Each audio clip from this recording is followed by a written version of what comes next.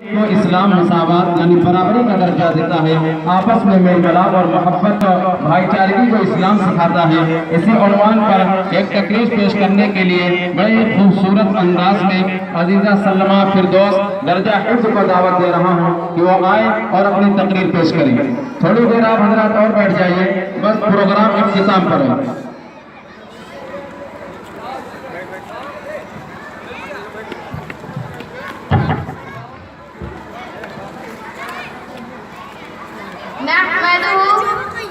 نحمده ونصلي على رسوله الكريم اما بعد۔ جناب صدر محترم اساتذہ اکرام اور میرے عزیز طالب علم ساتھیوں، السلام علیکم۔ آج مجھے جس موضوع پر رفشائی کا موقع ملا ہے وہ ہے اسلام مساوات کا درس دیتا ہے۔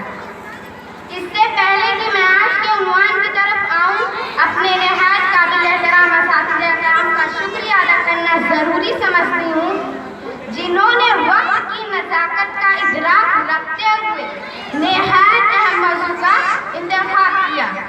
عزیز ساتھیوں، اسلام کا یہ سنہرا سبق نہ صرف اسلامی معاشرے کا ایک اہم ستون ہے، بلکہ اس افاقی درس میں ہی انسانی معاشرے بقا کا راز پنا ہے۔ ہم سب بخوبی جانتے ہیں، اسلام سے پہلے دور جاہلیت میں نوزائیدہ بچوں کو زندہ دردور کرنے کا رواج عام تھا۔ حاصل برحق حضرت محمد مصطفیٰ صلی اللہ علیہ وسلم نے نہ صرف اس جاہلانہ رواج کا خاتمہ کیا، بلکہ مرد و زن کے درمیان مساوات یعنی برابری کا لازوال پیغام دیا۔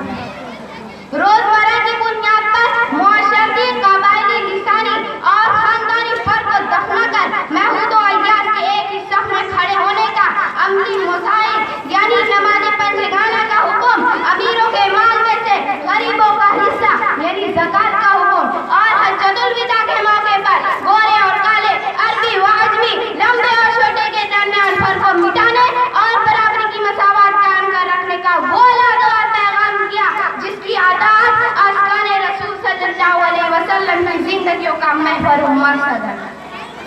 حضرت عمر رضی اللہ تعالیٰ عنہ کے دور میں مال غنیمت کے بابت خلیفہ وقت سے رعایت کا استفسار ہو، یا حضرت علی رضی اللہ تعالیٰ عنہ کے دور میں خلیفہ وقت کے خلاف یہودی کے حق پہ فیصلہ ہوا۔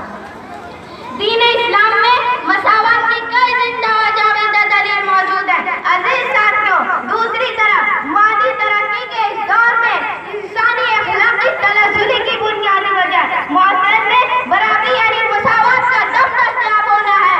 اسرائیلی فلسطینی کو اپنے جیسا انسان ماننے کو تیار نہیں، برے منزلت کو گلے لگانے سے گریزا ہے۔ بابری مسجد کیس میں عدالت پلا ہندو بنیے کی چوکھٹ پر جھکا ہوا ہے اور آدمی بے بس ہے۔ کہنے کو نہایت شفا بندی کے قانون ڈاکٹر رفیع کے معاملے میں اندھا ہو چکا ہے۔ کشمیری، عراقی اور افغانی انسانوں کے لہو کا رنگ اور سامراجیوں کے لہو کا رنگ اور یہ میں نہیں کہتی، یہ زمینی عقائد گواہ ہے کہ تمام ناانصافیاں نہ صرف ساری و شاری ہے، بلکہ مبتلا قوتیں مفاد اور مصلحت کی لبادیں اوڑھے ان شیطانی نظریات پر نہ صرف عمل پیرا ہے، بلکہ اسلام دشمنی میں اسلام اور انسانیت کے بنیادی درس یعنی مساوات کو فراموش کر بیٹھے ہیں، جس کی وجہ سے بظاہر ترقی یافتہ معاشرہ بڑی تیزی سے تباہی کی طرف گامزن ہے۔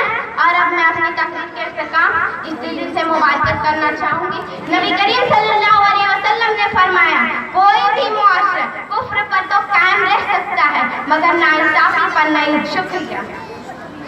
بہت خوب، جزاک اللہ۔ یہ تھی عزیزہ فردوس خاتون درجہ حفظ جو آپ حضرات کے سامنے اسلام کی روشنی میں مساوات، اسلام مساوات کا درس دیتا ہے، اس کے متعلق آپ حضرات کے شکریہ کرا رہی تھی۔